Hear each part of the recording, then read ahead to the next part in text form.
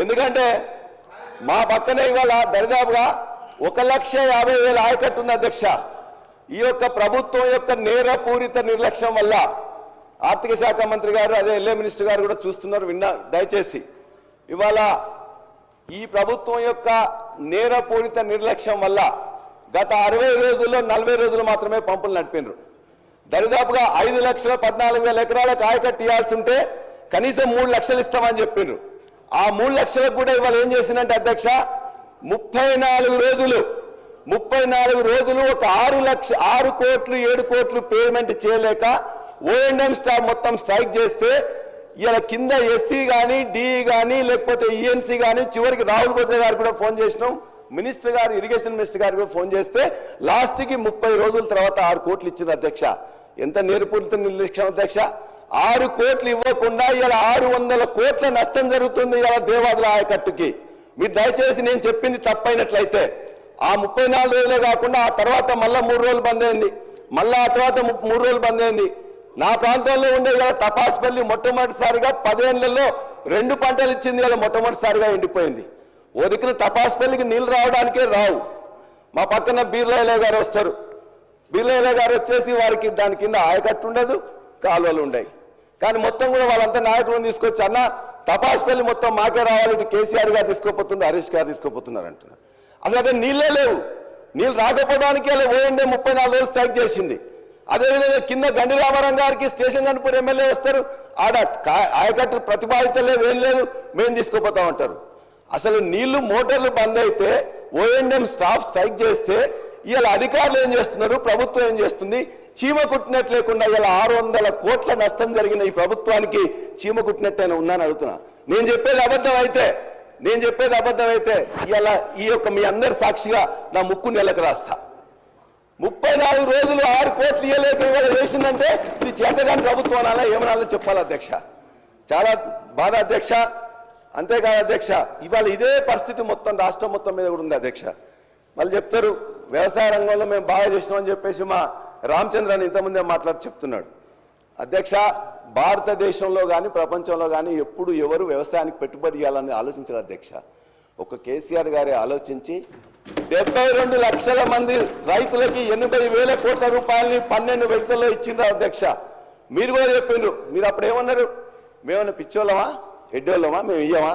మేము కూడా ఖచ్చితంగా ఇస్తామని చెప్పిండ్రు. మేము సంతోషం అనుకున్నాం. అర్రాజు పెట్టినట్టే పెట్టిండ్రు. 10,000 కాదు మేము 15,000 ఇస్తామని చెప్పిండ్రు. ఏమైంది అధ్యక్ష?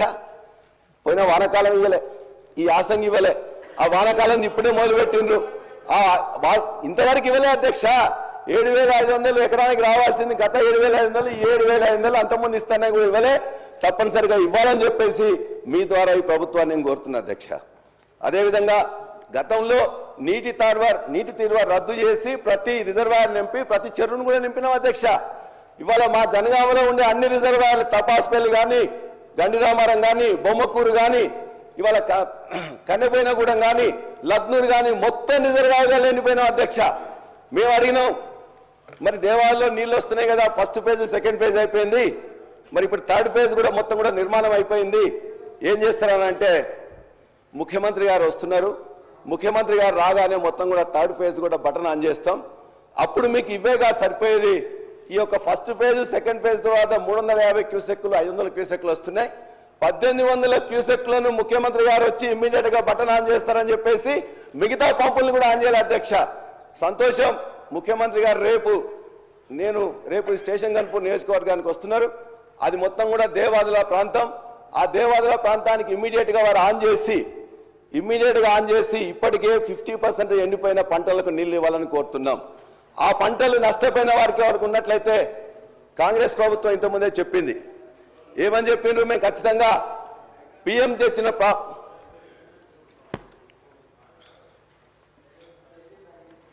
గారు తెచ్చిన ఏదైతే పంటల బీమా పథకం సరిగ్గా లేదు, ఇంతకుముందున ప్రభుత్వం పట్టించుకోలేదు, మేమైతే తీసుకొస్తామని చెప్పేసి మొత్తం చెప్పారు. ఇంతవరకు 15 నెలల నుంచి దానికి ఆలు లేదు, చూలు లేదు అధ్యక్ష. పంటల బీమా లేదు.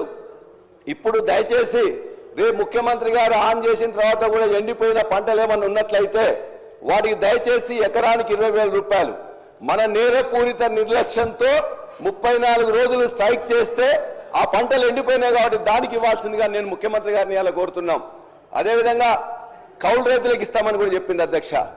ఆ కౌలు రైతులకు ఇదే వ్యవసాయ శాఖ మంత్రి సాక్షిగా, ఇదే కూనంనేని సాంబశివరావు గారి సాక్షిగా ఆనాడు భట్టి విక్రమార్క గారి నియోజకవర్గంలో మొత్తం పంటలు మొత్తం కూడా ఆ రోజున అకాల వర్షాలతో వస్తే వారు ఆ రోజున ఆదిలాబాద్లో ప్రయాణంలో ఉన్నారు.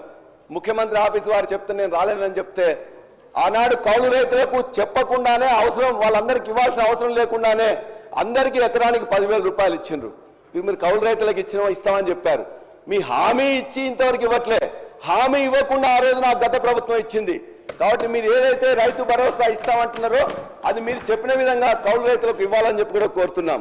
ఇక రుణమాఫీ గురించి మేము మాట్లాడితే రోజు మా మీద తిట్ల పురాణం ఎత్తుకుంటున్నారు అధ్యక్ష. మీరు దయచేసి శాంతంగా ఆలోచించండి. గత ప్రభుత్వం 30,000 కోట్ల రూపాయలు ఇచ్చింది. సరే ఇచ్చింది ఎవరికి వచ్చింది ఎవరు కాదని మీకు తెలుస్తుంది. మీరు ఇచ్చిన 20 కోట్లు ఇచ్చినామంటున్నారు. ఆనాడు 2 లక్షల రూపాయలు ఇస్తామని పిసిసి అధ్యక్షులుగా రేవంత్ రెడ్డి గారు మాట్లాడుతుంటే ఆనాడు ముఖ్యమంత్రిగా ఉన్న కేసీఆర్ గారు అధికారులందరినీ పిలిచిండ్రు. ఎంతో ఉద్యోగులు వీళ్ళందరూ 2 లక్షలు ఇస్తామంటున్నారు, మనం ఇవ్వగలుగుతామా అని. అక్కడున్న అధికారులందరూ చెప్పిండ్రు 49,600 కోట్ల రూపాయలు అవుతుంది సార్, ఇది ఇవ్వలేము అని చెప్పినప్పుడు మేము 1 లక్ష రూపాయలు ఇస్తామని చెప్పినాం. మీరు 2 లక్షలు ఇస్తామని చెప్పిండ్రు. 49 లక్షలు 30 లక్షలకు వచ్చింది, 20 లక్షలకు వచ్చింది, తర్వాత 20 లక్షలకు వచ్చింది. ఇవాటికి కూడా 50% కంటే తక్కువనే ఇవాళ రుణమాఫీ అయింది. కాబట్టి మీరు ఇవాళ మొత్తం కూడా రైతులందరూ ప్రతిరోజు తిరుగుతుంది కాబట్టి మిగతా రైతులందరూ కూడా మీరు హామీ ఇచ్చినట్టుగా రుణమాఫీ ఇవ్వాలని చెప్పేసి మీ ద్వారా కోరుతున్నాం అధ్యక్ష. అదేవిధంగా మీరేం చెప్పిన అధ్యక్ష, ఈ ప్రభుత్వం ఓన్లీ ఎంఎస్పీ ఇవ్వట్లేదు, మేమైతే వచ్చిన తర్వాత ప్రతి గింజ కొంటాం ఎంఎస్పీ కూడా ఇస్తామని చెప్పింది. ఎంఎస్పీ ఇచ్చిందే కాదు, ఇలా వరంగల్ రైతు డిక్లరేషన్ కానీ లేకపోతే మీ మేనిఫెస్టోలో కానీ క్లియర్గా చెప్పింది. ఏమి చెప్పింది అధ్యక్ష, ఇక్కడ పండిన ప్రతి గింజకు కూడా బోనస్ ఇస్తామని చెప్పింది. అందులో వరి ధాన్యంకి ఇస్తామని చెప్పిండ్రు. 2,183 ఉంటే 2,683 చేస్తామన్నారు. 2,183 ఎంఎస్పీ దేనికి ఉంది అధ్యక్ష? దొడ్డు ధాన్యానికి ఉంది. మరి ఇచ్చిండ్రా?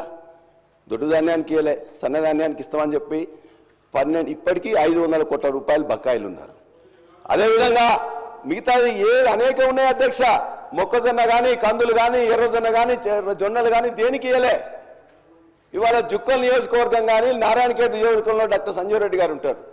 అక్కడ పండితే అధ్యక్ష మేము ఇంకా 2 సబ్జెక్ట్ కూడా కాలే అధ్యక్ష, 2 సబ్జెక్టులు కూడా కాలే అధ్యక్ష.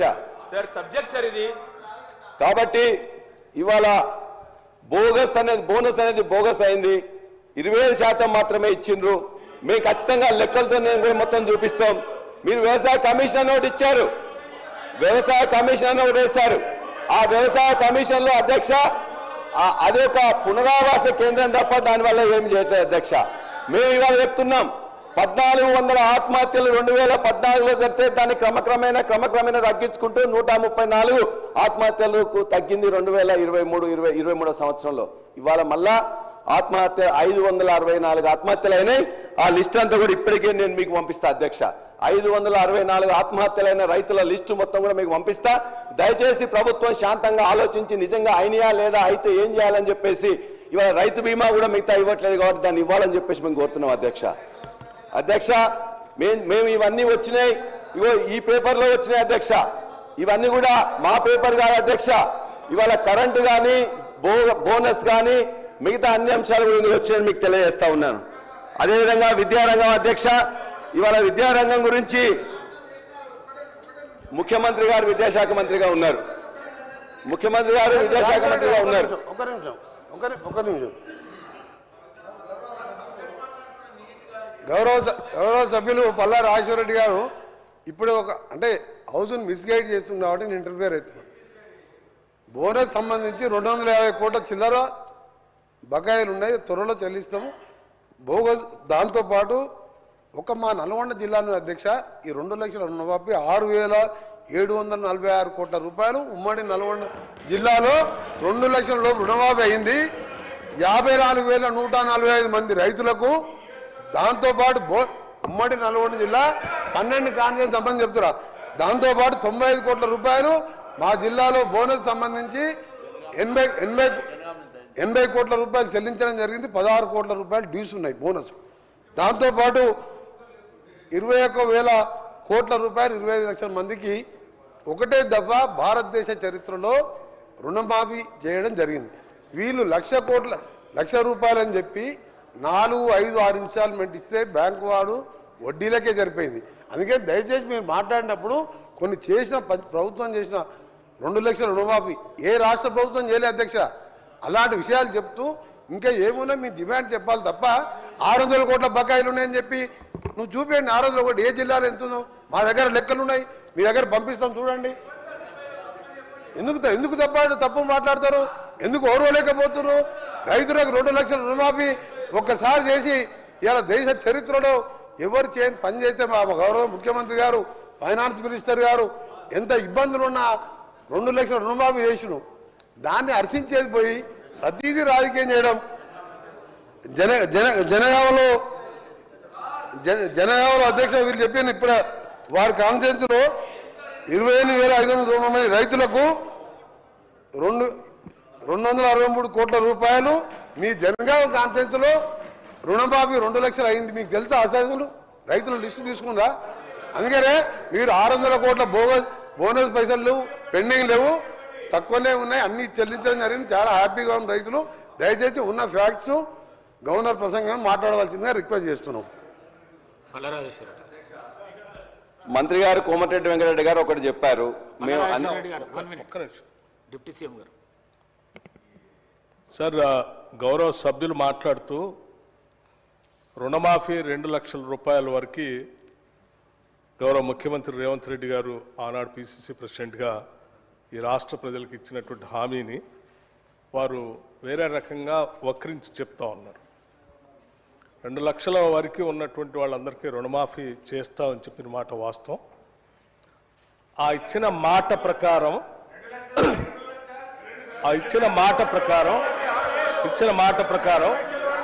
మేము 5 సంవత్సరాలు 6 సంవత్సరాలు పెండింగ్